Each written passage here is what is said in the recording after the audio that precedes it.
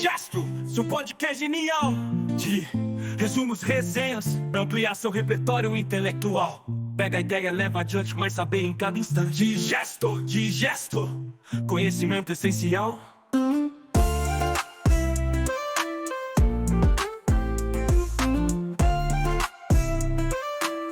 Conhecimento essencial de podcast genial de resumos, resenhas. Olá, sejam muito bem-vindos. Vamos pensar juntos numa coisa. Hoje em dia, a gente carrega verdadeiros supercomputadores no bolso, certo?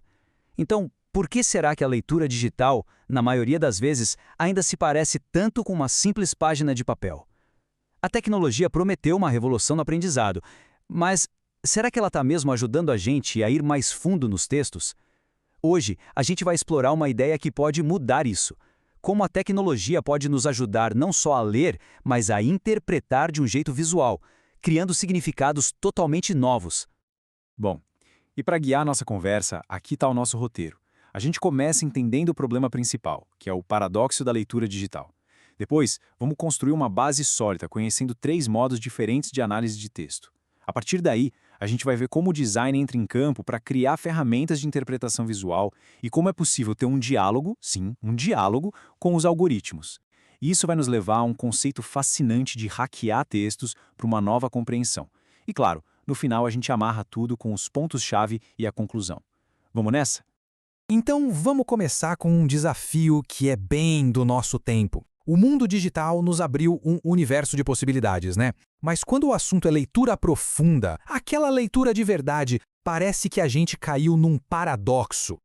Pensem um pouco no papel. A natureza física dele, a linearidade, tudo isso limita o que a gente pode fazer. Não dá para reconfigurar um livro de forma dinâmica, né?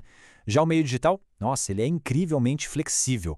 Um dos pioneiros da internet, o Ted Nelson, lá em 1965, já imaginava o tal do hipertexto, uma rede de pedaços de texto que o papel jamais conseguiria replicar. E mesmo assim, o que a gente vê hoje?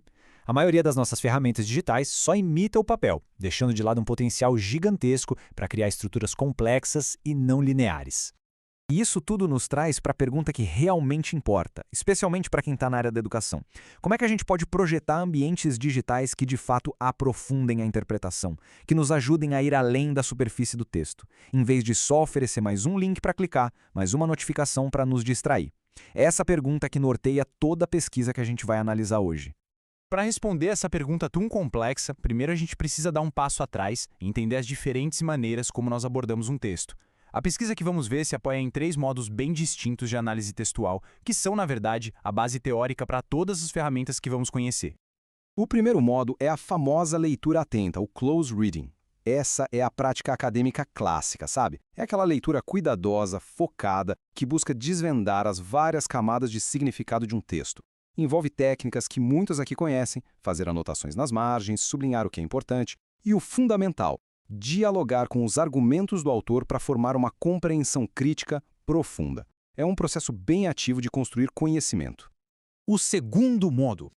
Esse é o nosso dia a dia. A hiperleitura, ou hyperreading. É o modo de leitura que virou dominante no ambiente digital. Totalmente não linear. A gente pula de link em link, escaneia as páginas procurando palavra-chave, filtra o excesso de informação. Aquela famosa pesquisa do Jacob Nielsen, que identificou o padrão de leitura em F na web, é o retrato perfeito disso. Aqui, o objetivo não é a compreensão profunda do todo, mas sim a extração eficiente de informações bem específicas.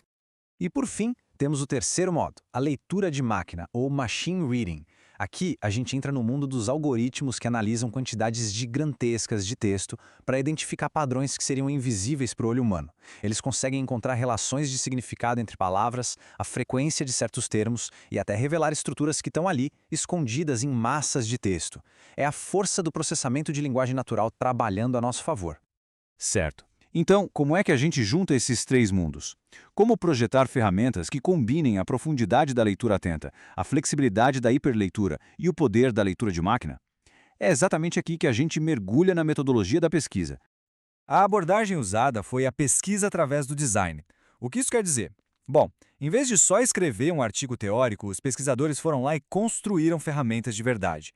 A ideia é que, ao criar um protótipo, a gente é forçado a tomar decisões que acabam revelando os desafios e as oportunidades do problema. Cada protótipo vira um objeto para a gente pensar, um gatilho para discussão. É aquele aprender fazendo, ou como se diz, pensar com as mãos. E para guiar esse processo, eles fizeram um workshop prático e as descobertas foram super interessantes. Primeiro, alguns símbolos, como setas e círculos, são quase universais. Todo mundo entende que é para mostrar conexão. Mas cores e abreviações podem ser bem confusas e ambíguas. Segundo, coisas simples, como aumentar o tamanho da fonte ou usar negrito, funcionam super bem para criar uma hierarquia visual. E talvez o mais importante, os participantes viram que diagramas eram ótimos para remexer as ideias, mas era crucial manter sempre um link visual com o texto original para não se perder no contexto. Com base em todos esses aprendizados, os protótipos foram desenvolvidos. E a base deles é uma metáfora central muito poderosa, a de um diálogo, uma conversa, entre a pessoa que está lendo e o algoritmo. E o que é genial aqui é a mudança de perspectiva. A máquina deixa de ser só uma ferramenta passiva que executa comandos. E também não é uma autoridade que dá a resposta certa. Pelo contrário, ela atua como uma parceira de trabalho. O algoritmo faz sugestões, propõe conexões, funciona como um provocador visual. E a pessoa, do outro lado, responde, ajusta, discorda e constrói a partir dessas propostas. É uma sinergia de verdade. A primeira ferramenta que possibilita esse diálogo são as marcações extrativas. Imaginem só, em vez de só sublinhar um trecho, a gente pode literalmente arrancar ele do texto e jogar numa tela ao lado. E dá para fazer isso com trechos de páginas diferentes, colocando um do lado do outro para comparar. E o sistema é inteligente, ele mantém uma linha visual que conecta o fragmento à sua fonte, para a gente nunca perder o contexto. E mais, dá para aumentar ou diminuir o tamanho desses blocos, criando na hora uma hierarquia visual do que é mais importante. E é aqui que o algoritmo entra como parceiro de fato. Depois que vários fragmentos são extraídos, a máquina os analisa. Usando modelos de linguagem bem avançados, ela identifica semelhanças de significado, encontrando palavras que, mesmo diferentes, se relacionam com a mesma ideia. O sistema, então, sugere essas conexões de forma visual, desenhando linhas entre os fragmentos. Ele cria uma rede de significados que talvez a gente não percebesse, agindo como um provocador que pergunta: olha, já pensou na relação entre este conceito e aquele outro? E isso nos leva ao ponto crucial, que foi brilhantemente resumido nessa citação da Joanna Drucker. Uma visualização não é uma verdade objetiva, ela é sempre uma interpretação. Por isso, no sistema proposto, quem lê tem o poder final. As sugestões do algoritmo não são definitivas. A gente pode apagar uma conexão, fortalecer outra, reorganizar a rede toda. É a interpretação humana que guia e refina a análise do computador, completando o diálogo. Essa abordagem toda de diálogo e manipulação visual nos leva a uma consequência ainda mais profunda. Uma nova forma de pensar sobre o ato de ler. É a ideia de hackear o texto. Mas o que significa hackear um texto? Não no sentido de invadir, claro, mas no sentido de desmontar e remontar para entender como ele funciona. O processo tem 3 passos bem claros. Primeiro, desconstruir. Usar as ferramentas como as marcações extrativas para quebrar a autoridade da estrutura linear do texto original. Segundo, recombinar. Criar novas constelações, novos arranjos visuais com esses pedaços, seguindo a própria linha de raciocínio ou as sugestões do algoritmo. E terceiro, justapor. Comparar essa nova estrutura, toda não linear, com a original lado a lado. É nesse atrito, nessa comparação, que os novos insights, as novas compreensões simplesmente saltam aos olhos. E isso ilustra perfeitamente a mudança de paradigma. A leitura deixa de ser uma espécie de caça ao tesouro, onde a gente busca o significado que o autor escondeu, ela se torna um ato criativo, um ato gerativo, um ato de construir significados, de produzir um conhecimento novo a partir das peças do texto original. A gente passa de consumidor passivo para produtor ativo de interpretação. E assim a gente chega ao final da nossa jornada. Agora, é hora de juntar as peças-chave que a gente montou e olhar um pouquinho para o que tudo isso significa para o futuro do aprendizado. Se a gente tivesse que resumir tudo em 4 ideias centrais, seriam estas aqui. Primeiro, a interpretação como processo. Entender um texto não é um ato único, mas um ciclo contínuo onde cada leitura aprofunda a anterior. Segundo, o diálogo visual. Essa sinergia poderosa entre a criatividade humana e a capacidade do algoritmo. Terceiro, hackear o texto. A prática de desmontar e remontar para criar novos insights. E por fim, o mais importante, a agência do leitor. A pessoa sempre tem o controle final, usando a tecnologia como sua ferramenta e não o contrário. E para encerrar, fica uma pergunta para nossa reflexão. E se a gente estiver à beira de uma nova forma de aprender?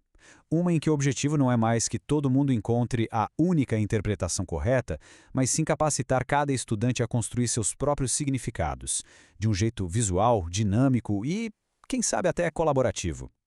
O que isso significaria para as nossas salas de aula, para o modo como a gente produz conhecimento? Fica a provocação. Muito obrigado. Digesto, seu podcast genial de resumos, resenhas, pra ampliar seu repertório intelectual. Pega a ideia, leva adiante, mas saber em cada instante. Digesto, conhecimento essencial.